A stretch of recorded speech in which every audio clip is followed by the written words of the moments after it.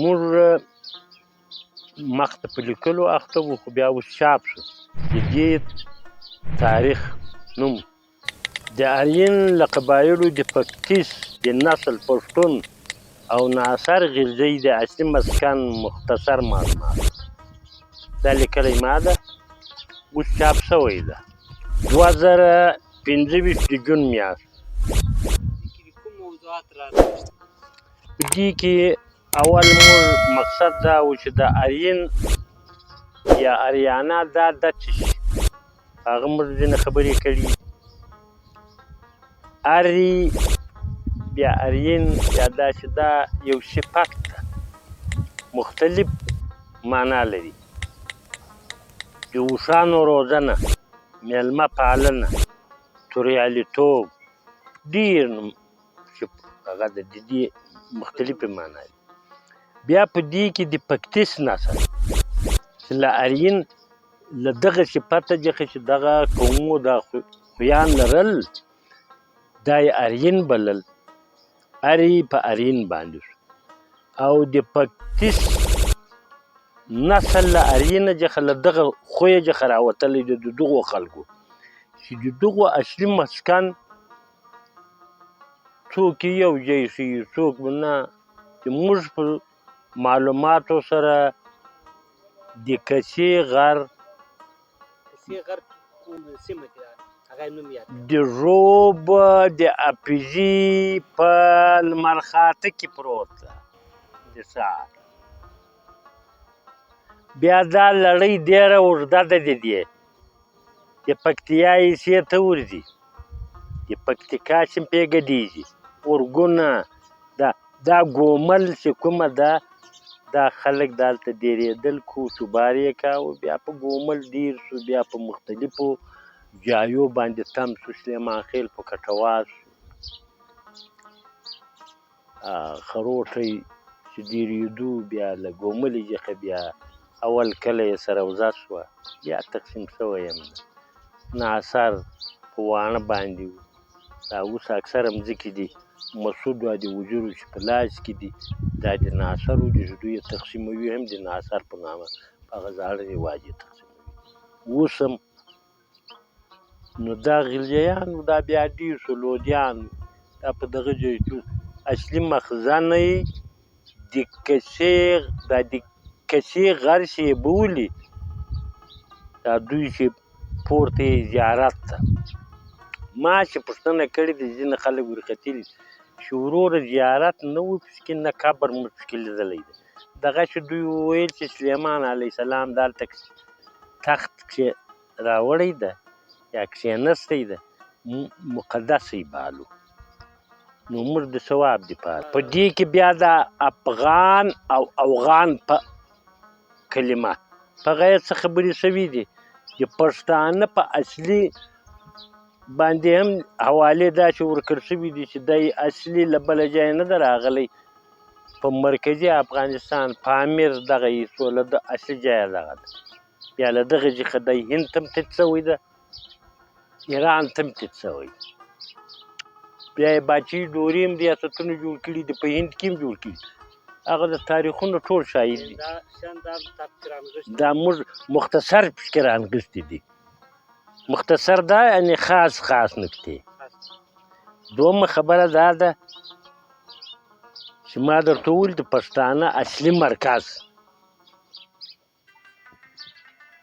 له ګوملې، بیا د کسي له غره چې ډېرېږي دی ځي، بیا دی دغه د پامیر دغه حصې، بیا دی دغه چې ډېرېږي، څونه ډېرېږي، دی د ایران په طرف هم ځي، هغه د دی بلخ ته تللی ده، هلته ډېر شوی ده. څوک په ایران تللی ده، څوک په د هند په خوا تللی.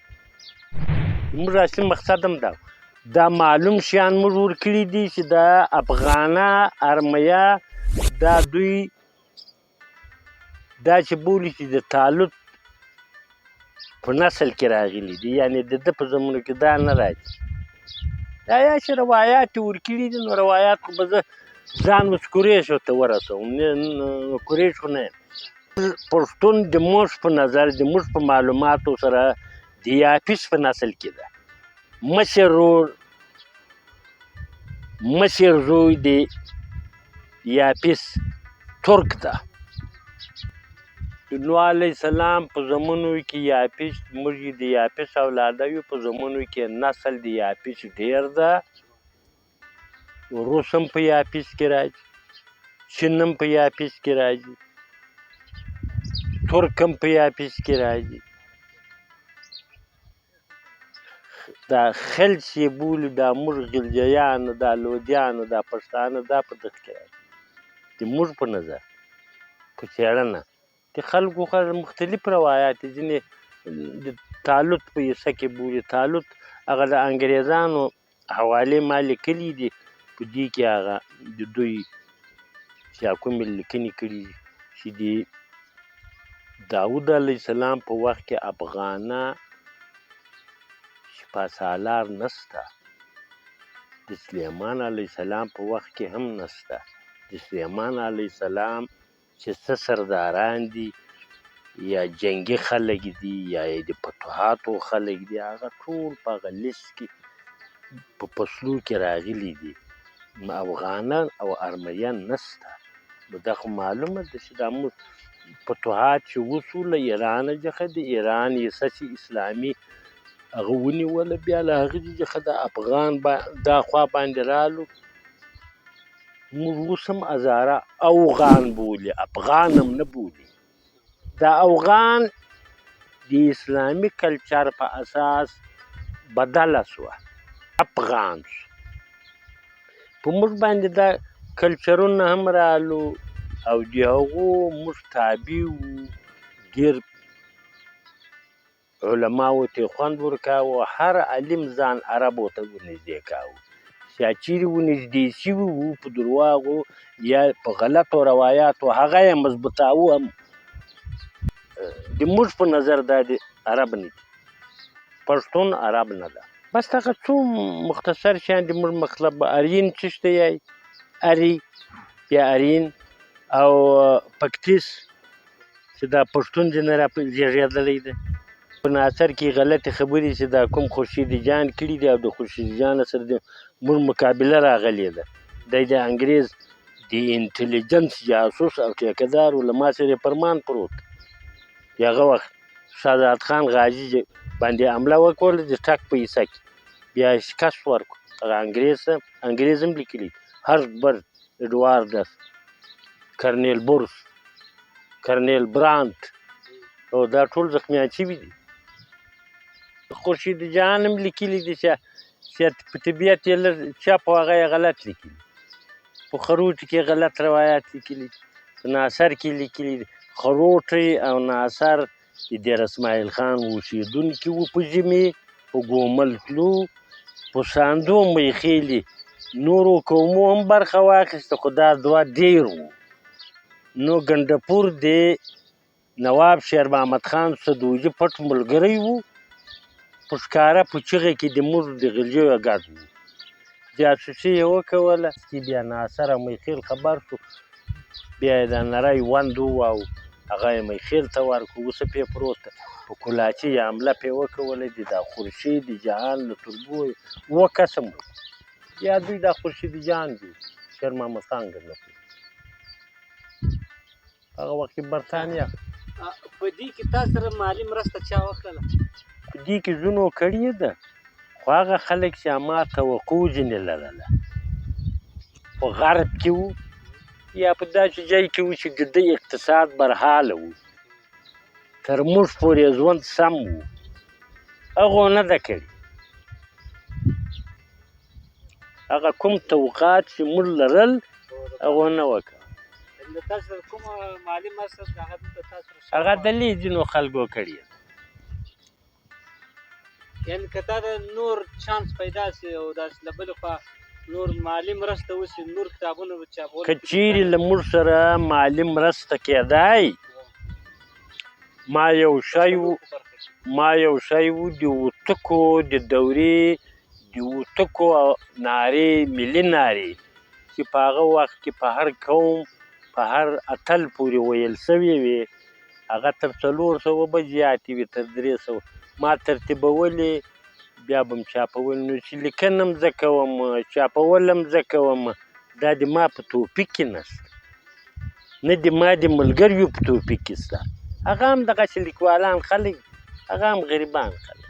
یعنې دا اوس ته یادوې دا د وټکو د نارې دا تا څه راټولې کړي دي را ترتیب کړي دي صرف د چاپ د ګوملې په کوچي خلکو کې چې زاړه ډېر هغه عمرونه مې ورسره لیکلي دي د ځینو مې نومان له هغو مې لیکنې کړي دي هغو ته شنه په شنه ورپاتې دي له پیړیو یوه بل ته پاتې کېدي. نو هغو کې به ډېرې ضایع شوي وي هغه لږ چې پاتې وي تر یوه حده ما راټولې کړي. یعنې دا تا هغه سپین ږیري له نږدې لیدل دي او د هغو له خولې دي دا راټولې او هغه ما مرکې ورناستې ورسره کړي. نو په هغې کې اوس دا توان نشته په موږ کې. یو ځای زه په صحت کې کمزوری شوم، بل ځای په اقتصاد کې کمزوری یم، بل ځای د ما هغه ملګري چې کوم څه نږدې وي یا رابطې راته هغه هم ډېر کمزوري دي. نو دا خو لیکنه به هم کوې، اقتصاد به هم درته وي او ملګري به دې هم دغونې فعاله وي. بیا یو شی په ګډ یو شی کېږي بیا دغونې زور نه غواړي. هسې لیکل زه کوم، چاپول زه کوم او مصرف زه کوم، دا د ما په توفیق کې نشته. ما ته موقع مساعده شوه زه دا د وټکو د دورې نارې چاپولی شم چې یو څوک امداد وکوي. څومره مخه ده دا کم از کم چې نه وي هم چې هغه ډېرې کمې راشي نو 200-300 مخه راځي. یعنې یو کتاب یو کوچنی کتاب بلکل ښایسته کتاب جوړېږي او دا مستند شی و ځکه چې هغه زړو خلکو ته له زړو ورپاته وې. نو موږ داسې سړی نشته اوس موږ خو یوه خبره داسې درته کوو ما خو چې دا خلک لیدلي دي یا دوی لیکنه نشي کولی، د ځینو پیسې ډېرې وي لیکنه نشي کولی، د ځینو فکر بیا ګر سره دغه خواته نه وي. چې د چا کوم فکر وي هغه ما چې لیدلي دا ډېر په اقتصاد کې کمزوري خلک دي د هغو تر وس تېره ده.